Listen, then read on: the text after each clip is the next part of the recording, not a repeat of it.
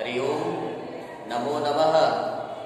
मैं doctor दिव्येश्वर Shastri Divyavani संस्कृतम channel में आपका हार्दिक स्वागत करता हूं, अभिनंदन करता हूं और वंदन करता हूं। प्यारे छात्र छात्राओं, सम्माननीय अध्यापक बंधुओं, अध्यापिकाओं, बहनों, आज मैं संस्कृत के कुछ ऐसे चिन्हों को लेकर के आया हूं। आज के पाठ में जिन चिन्हों के आधार पर आप संस्कृत को बहुत बढ़िया से पढ़ सकते हैं, संस्कृत का शुद्ध उच्चारण कर सकते हैं, संस्कृत भाषा को बोल सकते हैं, बहुत से छात्र छात्राओं को, अध्यापकों को, अध्यापिकाओं को आज एक ऐसे चिन्ह जिस चिन्ह के बारे में जानकारी नहीं होती है और ये चिन्ह का उच्चारण कैसे होगा और इसका कहाँ कहाँ पर प्रयोग होगा, इसको आपको जानना है। संस्कृत चिन्ह, संस्कृत भाषा में कुछ ऐसा चिन्ह है जिन चिन्हों के आधार पर हम संस्कृत का उच्चारण कर सकते हैं, संस्कृत में बोल सकते हैं। जैसे किसी भी शब्द के अंत में किसी भी शब्द पर दो विसर्ग होगा, यहाँ पर दो विसर्जनीय होगा, दो ऐसे बिंदी लगे रहेंगे साइड में, तो उसको विसर्जनीय चिन्ह कहते हैं। और इस विसर्जनीय चिन्ह के आधार पर हम किसी शब्द का उच्चारण उसको कहेंगे अ। जैसे उदाहरण के लिए हम ले सकते हैं बालकः, बालकः में दो यदि बिंदी या दो ऐसा चिन्ह दिखाई देगा तो उसको विसर्जनीय कहेंगे और विसर्जनीय का उच्चारण कंठ से होता है। जैसे कि मैं आपको बताना चाहूंगा बालकः, रामः, कृष्णः, गणेशः, महेशः, सुरेशः, इस प्रकार से विसर्ग का उच्चारण हम कर सकते हैं। छात्र छात्राओं, आज के पाठ में हम आपको विसर्जनीय चिन्ह क्या है जिसका उच्चारण आपको संस्कृत में करना होगा। ये आप देख रहे हैं बालकः, यहाँ पर दो बिंदी लगा हुआ है तो उसको हम कह सकते हैं विसर्जनीय। इसी भांति अनेकों शब्दों के ऊपर में एक मात्रा लगा हुआ होता है, एक छोटी सी बिंदी लगी हुई होती है जिसको हम अनुस्वार कहते हैं। ये अनुस्वार का छोटा सा चिन्ह है। अनुस्वार का उच्चारण मुख और नासिका से होता है।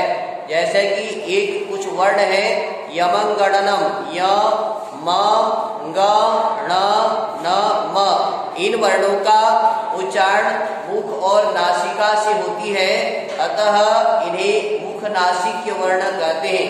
छात्र छात्राओं, अध्यापक बंधुओं, आज के पाठ में हम आपको बताने जा रहे हैं अनुस्वार। अनुस्वार का उच्चारण आप देख रहे हैं, किसी भी उदाहरण लीजिए पुस्तकम, पुस्तकम के क के ऊपर में यदि अनुस्वार लगा दिया जाता है तो उसका उच्चारण मुख और नासिका से होगा पुस्तकम। फल के ऊपर में ल के ऊपर में बिंदी लगेगी, इसको फलम, जलम, नगरम, वनम, इस प्रकार से अनुस्वार का उच्चारण भी होता है और लेखन भी होता है। खास करके इन चिन्हों को आप कैसे पहचान सकते हैं इसके बारे में आज बताया जा रहा है। ये जो चिन्ह है इसको अनुस्वार कहते हैं। संस्कृत भाषा में प्रायः इसका बहुत ज्यादा प्रयोग होता है। जैसे कि बालकः पुस्तकम पठति, बालक पुस्तक को पढ़ता है। पुस्तकम में पूरा मन न लिख करके म के स्थान पर अनुस्वार लगा दिया जाता है। इसके लिए सूत्र है मोनुस्वारः, म का उच्चारण मुख और नासिका से मिल करके करेंगे। इसी भांति आप देखे होंगे संस्कृत में एक चिन्ह का प्रयोग होता है जिसको कहते हैं अवग्रह चिन्ह। इसका नाम है अवग्रह चिन्ह। इसका प्रयोग बहुत जगह होता है। बहुत सारे छात्र छात्राएं इसके बारे में नहीं जानते हैं, इसका उच्चारण नहीं जानते हैं। अवग्रह चिन्ह का उच्चारण जैसे कि आपको बताना चाहूंगा, अवग्रह चिन्ह का उच्चारण होता है अ के समान।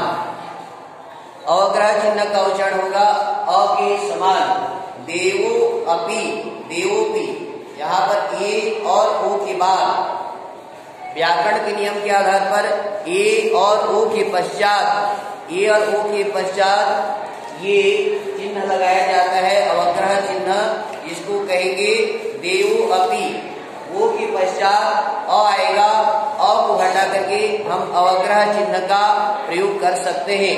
छात्रों, आपने आज 3 चिन्हों के बारे में सुना। पहला है विसर्जनीय।